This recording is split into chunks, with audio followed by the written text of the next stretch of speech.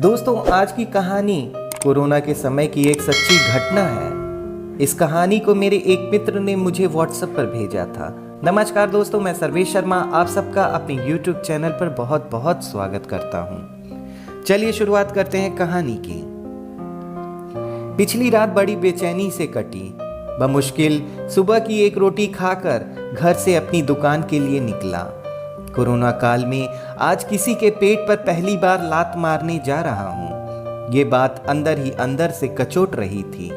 जिंदगी में यही फलसफा रहा मेरा कि अपने आसपास किसी को रोटी के लिए तरसना न पड़े, पर इस विकट काल में अपने पेट पर ही आन पड़ी है। 2 साल पहले ही अपनी सारी जमा पूंजी लगाकर कपड़े का शोरूम खोला था, मगर दुकान के सामान की बिक्री अब आधी हो गई है। अपने ही कपड़े की दुकान में 2 लड़के और 2 लड़कियों को रखा है मैंने, ग्राहकों को कपड़े दिखाने के लिए। लेडीज डिपार्टमेंट की दोनों लड़कियों को निकाल नहीं सकता। एक तो कपड़े की बिक्री उन्हीं की ज़्यादा है, दूसरे वो दोनों बहुत गरीब हैं। 2 लड़कों में से एक पुराना है और वो घर में इकलौता कमाने वाला है। जो नया वाला लड़का है दीपक, मैंने विचार उसी पर किया है।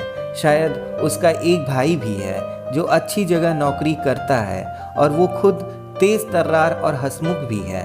उसे कहीं और भी काम मिल सकता है। पिछले 7 महीनों में कोरोना से उत्पन्न हालात से मैं बिल्कुल टूट चुका हूँ। स्थिति को देखते हुए एक वर्कर कम करना मेरी मजबूरी है। यही सब सोचता हुआ दुकान पर पहुंचा। चारों आ चुके थे। मैंने चारों को बुलाया और बड़ा उदास हो बोल पड़ा। देखो, दुकान की अभी की स्थिति तुम सबको पता ही है। मैं तुम सबको काम पर नहीं रख सकता।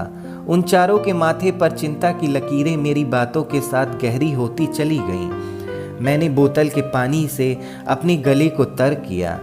फिर किसी एक का हिसाब आज कर देता हूँ। दीपक, तुम्हें कहीं और काम ढूंढना होगा।